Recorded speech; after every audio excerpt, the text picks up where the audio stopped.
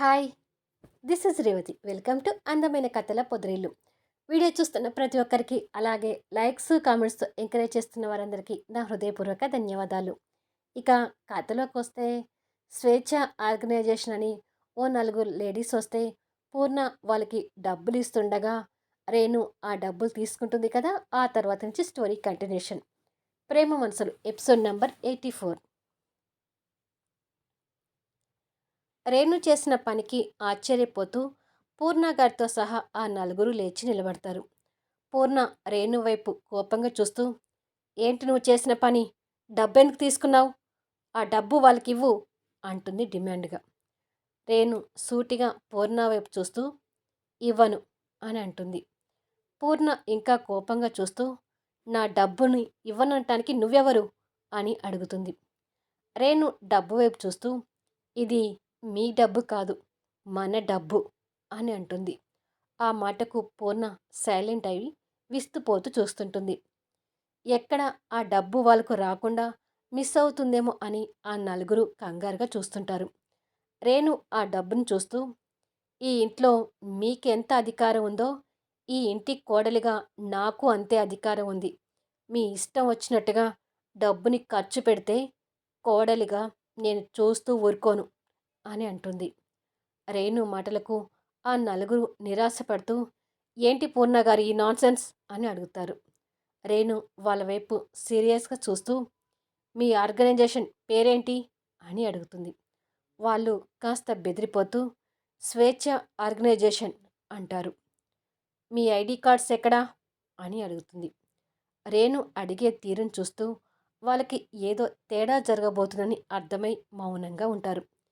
రేణు వాళ్ళ వైపు అంతే సూటిగా చూస్తూ, మీ ఆర్గనైజేషన్ రిజిస్ట్రేషన్ నంబర్ చెప్పండి, నెట్లో చెక్ చేస్తాను అంటుంది. రేణు ఒక్కొక్కటిగా అలా అడుగుతుంటే భయంతో వణికిపోతుంటారు. వాళ్ళని అలా చూస్తున్న రేణుకి ఇంకా అనుమానం వస్తూ, పోనీ మీరు మీ ఆర్గనైజేషన్ కోసం ఖర్చు పెట్టిన ట్రాన్సాక్షన్ చూపించి ఈ డబ్బు తీసుకోండి అని అంటుంది. దానికి కూడా వాళ్ళు దగ్గర సమాధానం ఉండదు. వాళ్ళు మౌనంగా ఉండేసరికి పూర్ణ వాళ్ళ వైపు అనుమానంగా చూస్తుంటుంది. రేణు ఇంకా కోపం తెచ్చుకుంటూ, అంటే స్వేచ్ఛ ఆర్గనైజేషన్ పేరు చెప్పుకొని ఇలా స్వేచ్ఛగా డబ్బు సంపాదించుకుంటున్నారన్నమాట.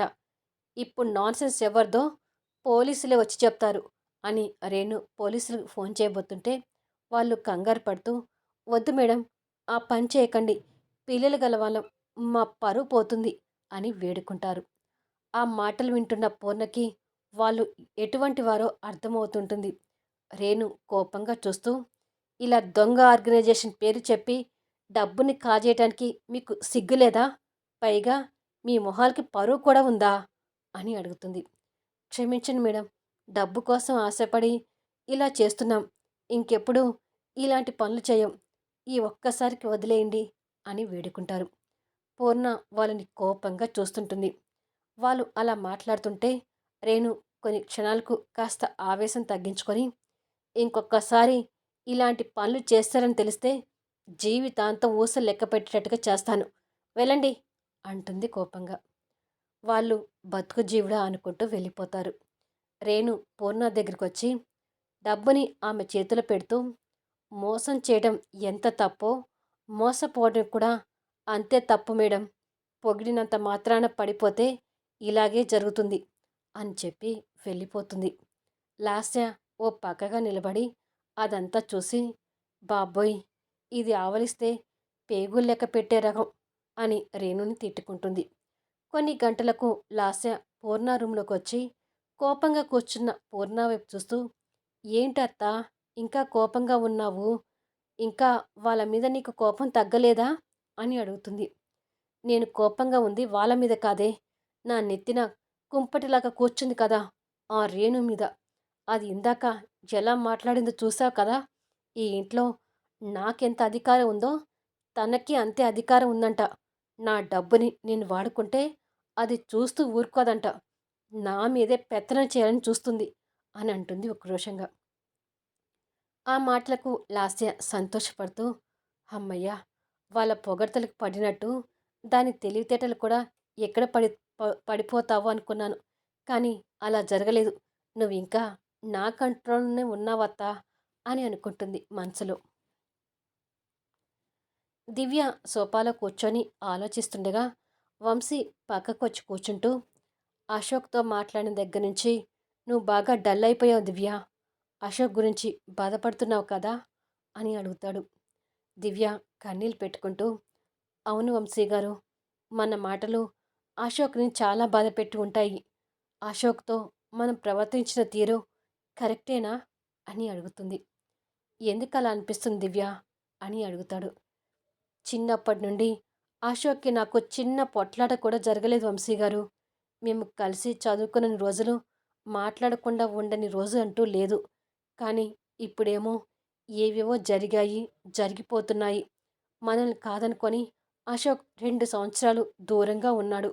ఇప్పుడు మనమే అశోక్‌ని దూరంగా ఉండమని, మనతో స్నేహం చేయొద్దని మొహం మీదనే చెప్పే పరిస్థితి వచ్చింది.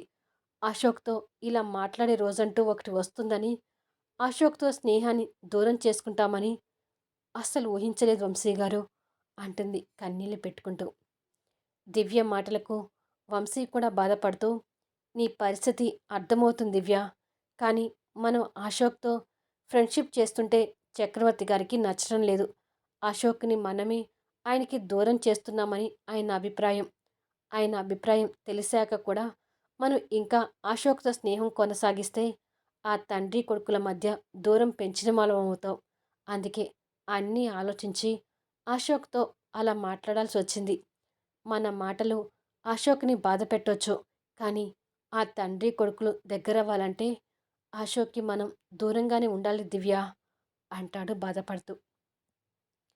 అంటే మా చిన్నప్పటి నుండి వస్తున్న స్నేహం ఇప్పుడు తెగిపోయినట్టేనా వంశీ గారు అని అడుగుతుంది బాధగా. మౌనమే సమాధానంగా ఉంటాడు వంశీ.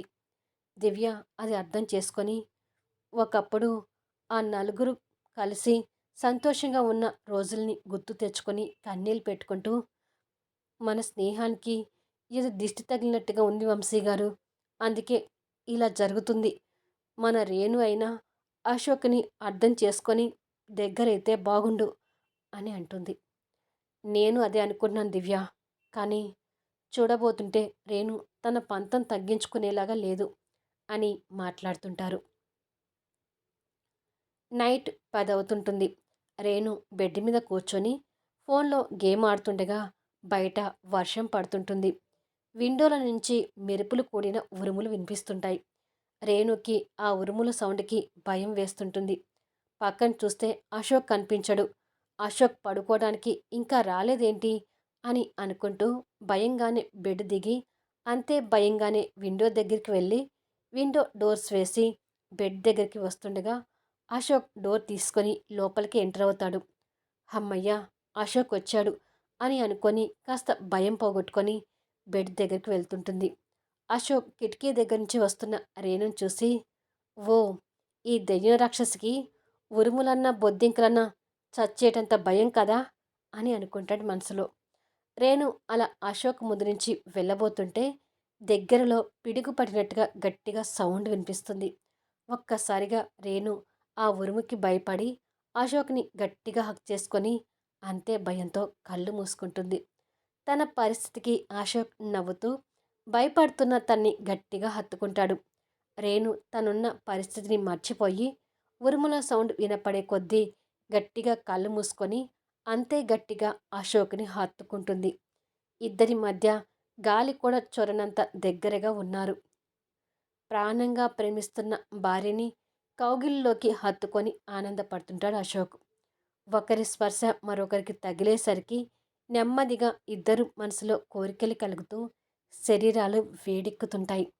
ఆ వేడెక్కిన మత్తుతోనే రేణు నిదానంగా కళ్ళు తెరిచి అశోక్ ఛాతి మీదున్న తన తలని కాస్త పైకెత్తి అశోక్ కళ్ళలోకి చూస్తుంటుంది. రేణు పరిస్థితి అలా ఉంది అంటే రేణుని కావాలని కోరుకుంటున్న అశోక్ పరిస్థితి అంతకన్నా ఎక్కువగానే ఉంటుంది. అశోక్ కూడా మత్తు ఎక్కిన భావంతో రెండు చేతులతో తన నడుముని గట్టిగా చుట్టేసి తన కళ్ళలోకి తదేకంగా చూస్తుంటాడు. ఇద్దరు వారి స్థితిగతులను మర్చిపోయి ఒకరి కళ్ళలోకి ఒకరు చూస్తుండిపోతారు. ఇలా కొన్ని క్షణాల తర్వాత గాలికి రేణు మొహం మీద వెంట్రుకలు అడ్డుగా పడుతుంటాయి. రేణు నడుం మీద ఉన్న చెయ్యిని నెమ్మదిగా తన మొహం మీదకి తీసుకొచ్చి మొహం మీద పడుతున్న వెంట్రుకలను సరిచేస్తుంటాడు. మొహం మీద తెలుస్తున్న అశోక్ స్పర్శకు రేణు ఆ మత్తులో నుంచి బయటపడి తను ఎక్కడ ఉందో చూసుకొని సడన్గా అశోక్ నుంచి దూరం జరుగుతుంది. అశోక్ కూడా ఆ మత్తు నుంచి బయటపడి రేణు పరిస్థితిని చూసి నవ్వుతుంటాడు. రేణు గిల్టీ భావంతో చూస్తూ, ఏంటి అలా చూసి నవ్వుతున్నావు? నేనేమీ కావాలని హక్ చేసుకోలేదు. ఉరుములకి భయపడి అలా చేశాను అంటుంది తడబడుతూ. నేను కూడా అదే అనుకున్నానులే. ఉరుములు తగ్గాయి. ఇక పడుకో అని బెడ్ మీదకి వాలిపోతాడు. రేణు కూడా బెడ్ దగ్గరికి వచ్చి టెడ్డీ బేర్ పక్కన వేసుకొని పడుకుంటుంది. కొద్దిసేపటికి ఇద్దరు ఒకరినొకరు చూసుకుంటూ నిద్రపోతారు. కొన్ని గంటలు గడిచిన తర్వాత మళ్ళీ వర్షంతో కూడిన ఉరుములు మెరుపులు మొదలవుతాయి. అశోక్ నిద్రపోతుంటాడు కానీ రేణు మాత్రం ఆ ఉరుములకు మేలుకొని భయపడుతూ దూరంగా ఉన్న అశోక్ వైపు బెదిరిపోతూ చూస్తుంటుంది. చూస్తుండగానే వర్షం ఎక్కువై ఉరుముల సౌండ్ పెద్దగా వినిపిస్తుంటుంది. ఇక రేణులో భయం ఎక్కువై టెడ్డీ బేర్తో సహా అశోక్కి దగ్గరగా జరుగుతుంటుంది. అలా అశోక్కి దగ్గరగా వచ్చి ఇద్దరి మధ్యలో బొమ్మని పెట్టి పడుకుంటుంది. కొన్ని క్షణాల తర్వాత మళ్ళీ పిడుగు పడినట్టుగా సౌండ్ గట్టిగా వినిపిస్తుంది. ఇక రేణు భయంతో తట్టుకోలేక మధ్యలో ఉన్న బొమ్మని కూడా తీసి అవతలికి విసిరి అశోక్ని గట్టిగా పట్టుకొని కళ్ళు మూసుకొని పడుకుంటుంది. రేణు స్పర్శకు అశోక్ మేలుకొని కళ్ళు తెరిచేసరికి రేణు అశోక్ ఛాతి మీద తల పెట్టుకొని పడుకొని భయపడుతుంటుంది. తన పరిస్థితికి అశోక్ నవ్వుతూ తన భుజం మీద చెయ్యి వేయబోయి మళ్ళీ ఆగి రేణుకి అనుమానం రాకుండా నిద్రలో ఉన్నట్టుగా నటిస్తూ ఆల్రెడీ సగానికి కప్పి ఉన్న బ్లాంకెట్ని పైకి గుంజి రేణును కూడా కవర్ చేస్తూ కప్పుతూ బ్లాంకెట్ మీద నుంచి తన భుజం మీద చెయ్యి వేసి తనకి ఉరుములు శబ్దాలు వినపడకుండా మరో చేతో తన చెవిని మూసి ఉంచుతాడు. ఇక రేణులో భయం తగ్గి హాయిగా అశోక్ని పట్టుకొని నిద్రపోతుంది. అశోక్ నిద్రపోతున్న తన నుదుటి మీద ప్రేమగా ముద్దు పెట్టుకొని రోజు ఇలా ఉరుములు వస్తే బాగుండు అని అనుకుంటూ తను హత్తుకొని నిద్రపోతాడు. టైం 5 అవుతుంటుంది. అశోక్ మేలుకొని చూసేసరికి రేణు అలాగే అశోక్ని పట్టుకొని నిద్రపోతుంటుంది. తనని అలా చూసుకొని నవ్వుకొని నిదానంగా రేణుని పక్కకు పడుకోబెట్టి పక్కకు విసిరిన టెడ్డీ బేర్ తీసుకొని తన పక్కన ఉంచి ప్రాణంగా తన తలను నిమురుతూ ఐ లవ్ యూ రేణు అని మనసులో అనుకొని బెడ్ మీద నుంచి లేస్తాడు.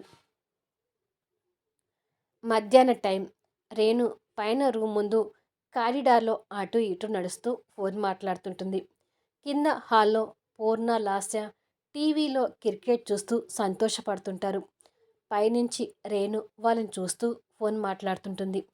కొద్దిసేపటికి లాస్య మొహంలో సంతోషమయమై బాధ కనిపిస్తూ అయ్యో అత్త, మళ్ళీ మనం బెట్టింగ్లో ఓడిపోయేటట్టుగా ఉన్నాము అంటుంది. రేణుకి బెట్టింగ్ పదం వినపడగానే నేను తర్వాత చేస్తాను అని ఫోన్ పెట్టేసి వాళ్ళని గమనిస్తుంటుంది.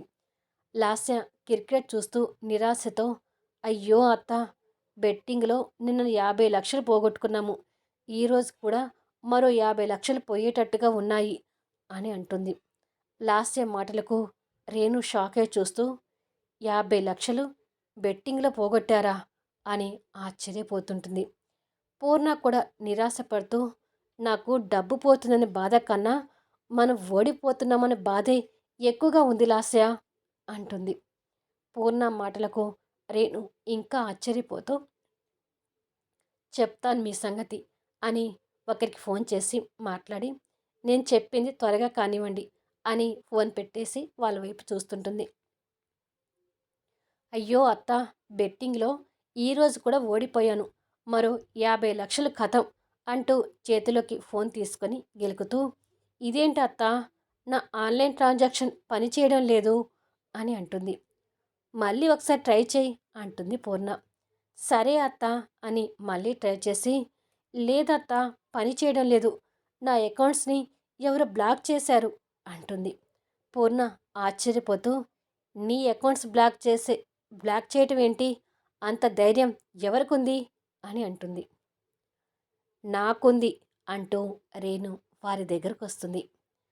మరి వారి మధ్య జరగబోయే సంభాషణ, అదే వారి ముగ్గురి మధ్య జరగబోయే యుద్ధాన్ని నెక్స్ట్ వీడియోలో చూద్దాము. ఈ వీడియోపై జరి మీ అభిప్రాయాలు తెలుపుతూ కామెంట్స్ ఇవ్వండి. అలాగే లైక్స్ ఇచ్చి ఎంకరేజ్ చేయండి.